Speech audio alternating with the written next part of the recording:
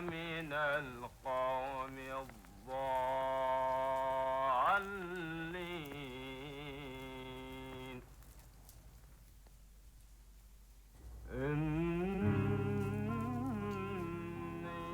Perfumed Nightmare, 1977 by Kidlat Tahimik. This is the one about the jeepney driver who idolizes Wernher von Braun. The aerospace engineer. The guy who made the V2 and Saturn V rockets. Right. The jeepney driver is played by Tahimik, the director, whose pride and joy is his red jeepney. Assembled from the remains of broken jeeps left behind by Americans who fell from the sky. He's also the president of the Wernher von Braun fan club of Balayan. All the other members are children who seem more interested in slingshots and ice cream than rockets. Balayan only ever appears in the daytime. There's this feeling of heat, like the whole film is scorching in the summer sun. It plays like the inside of a garage or the inside of an engine. There are lots of hammers and drills, sounds of metal on metal. There's also this one shot of the sun stealing licks from an ice cream cone. Tahimik is always trying to organize fan club meetings, pageants, ceremonies in honor of Wernher von Braun. The children just laugh and dance and sing, generally paying him no mind.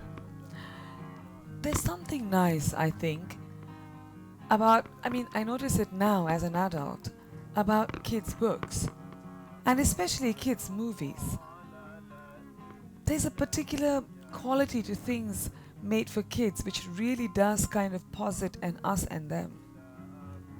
There's that one scene where the Von Braun fan club's charter appears to Tahimik in the form of a crackling transistor radio, tuned to Voice of America, his favorite show.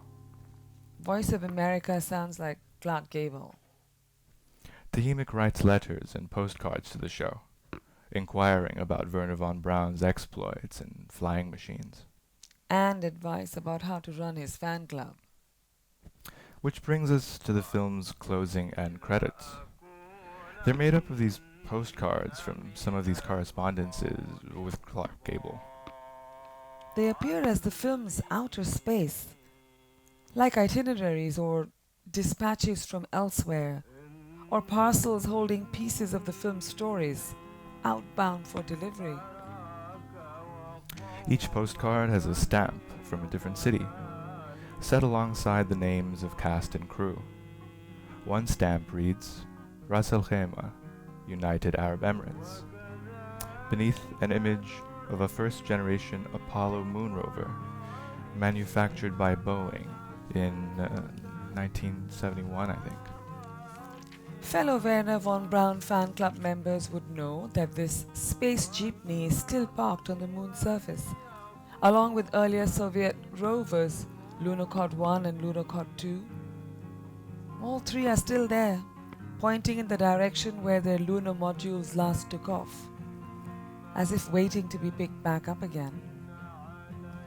The film is set in Paris, in Bavaria, and in Balayan, but never once does anyone mention the Emirates, and no one ever explains why they appear in the credit sequence.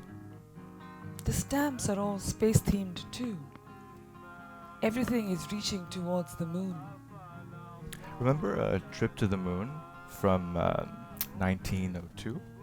Yes, the moon is planetary island in ether ocean, or frontier, or oasis, or Hollywood conspiracy.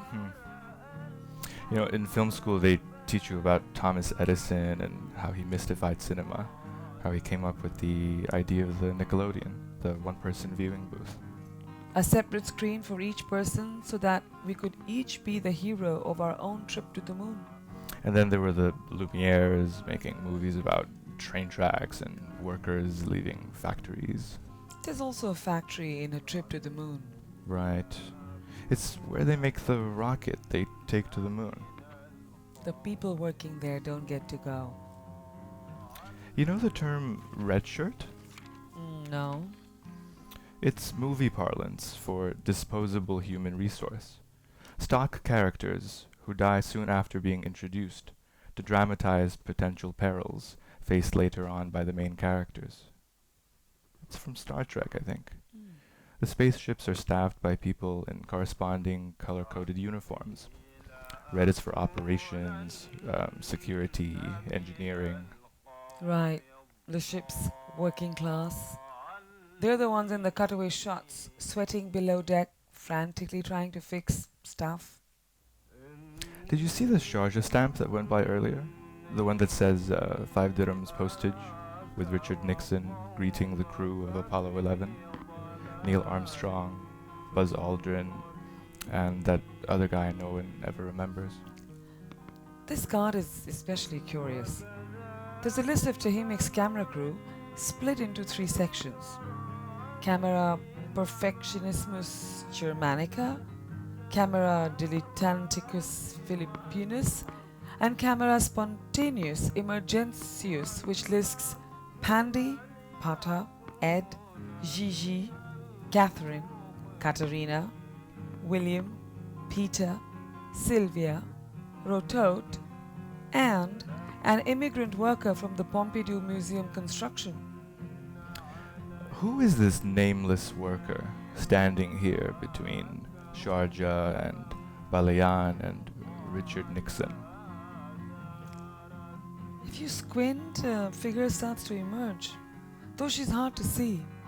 She appears blurred, fuzzy, hazy, as if humming rapidly back and forth between 2 points, as if unimpressed with clarity, as if evading capture. Out of focus like extras in the background of a scene. Filler for the camera, coolant for air conditioning, brown-pink biopaste for chicken nuggets. Deepak Unikrishnan writes in Temporary People. Shawarma slicer, supermarket bagger, fruit hawker, chicken decapitator, exterminator, gold shop employee, department store mascot, perfume seller, laundry person, wall painter, factory supervisor, machinist, glass wiper, grass mower, plant waterer, warehouse protector, ambulance driver, trash picker, camp foreman, bricklayer, raffle seller, currency exchanger, loan shark, manicurist, pedicurist, cafeteria worker, burger maker, masseur, masseuse, florist, dentist, pool cleaner, water slide inspector, hostess, hotel concierge, immigration attorney, mortician, sandwich maker, disco bouncer, continental cook, letter writer, internet explainer, poster painter, flower potter, electrician, seamstress, chappal hawker, tire fixer, loan signer, debt defaulter, escaper, cash hoarder, money spender, rent borrower, raffle winner, bread winner, roti roller, puri fryer, bread kneader, bed maker, tongue speaker, coffee pourer, ice cream server, VCD dealer, VCD dealer, bootlegger, shoe shiner, front door greeter, gym instructor, bookshop owner, paper shredder, spice dealer, fireworks specialist, wet nurse,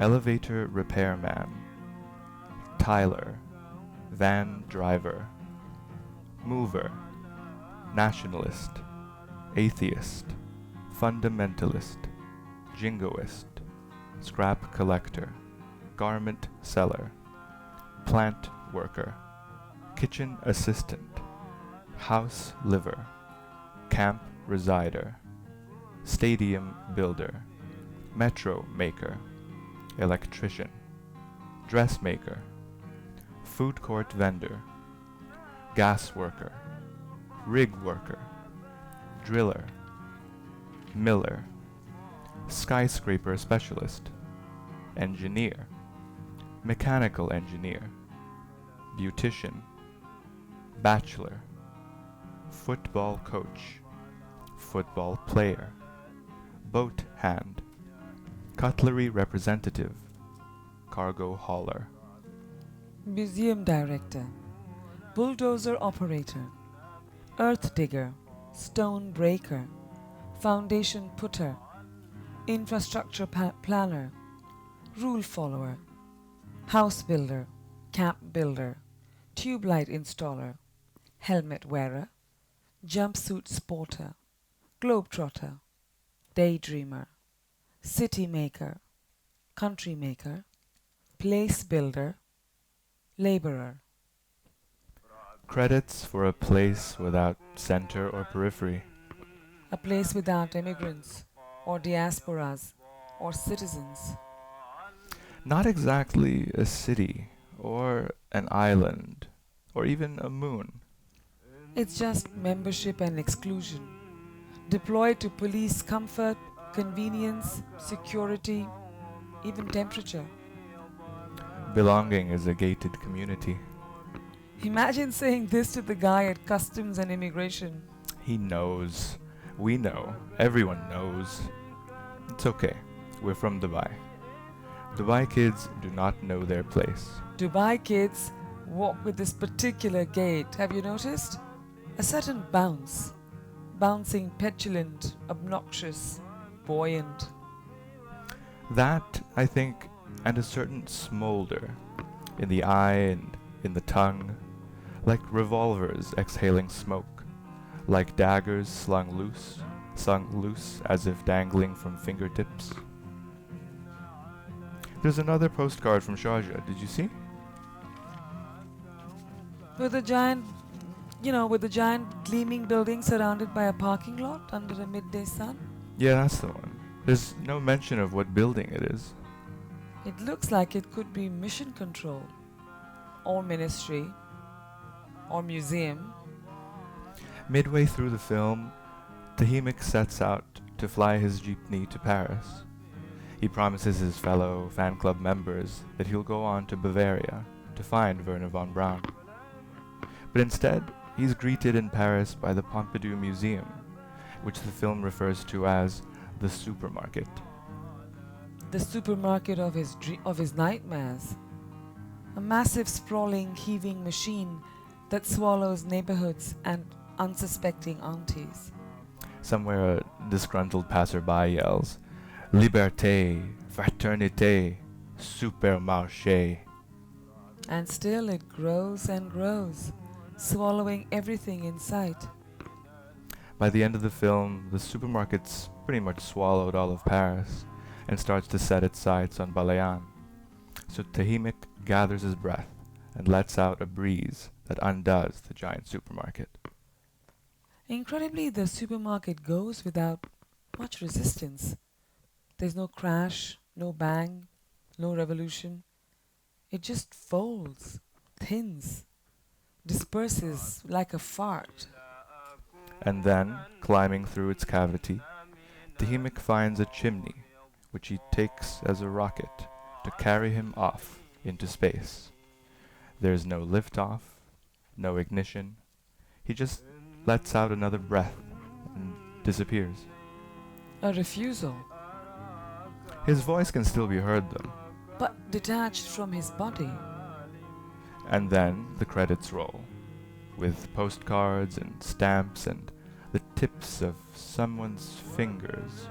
Maybe it's Tahimik. Or perhaps a fellow Wernher von Braun fan club member back in Balayan. There's also someone reciting a verse from the Quran, accompanied by guitar strumming. The names we see turn into annotations, and subtitles, and lyrics all at once, as if the film is whispering to us a list of names of all the people who have worked to make its story possible, whispering them into song. End credits often have names scrolling vertically upward, mimicking the motion of celluloid pulling through a projector gate. Unspooling into jeepneys and supermarkets and Werner von Braun before spooling back together again as it moves from reel to reel, propelled by a series of switches, wheels and cogs. In Perfume Nightmare, these wheels and cogs are shaped like hands and wrists and fingers. They pierce the frame here and there, not shy to reveal themselves at work. The vertical scroll of most end credits also describes the motion of a fall, starting with the names of the film's most moneyed patrons at the top and ending with its least. But if we hold these credits so that they run on and on like they do here, then the motion looks less like fall and more like orbit, circling elliptically around the film. Like a path traced by electrons revolving around the nucleus of an atom.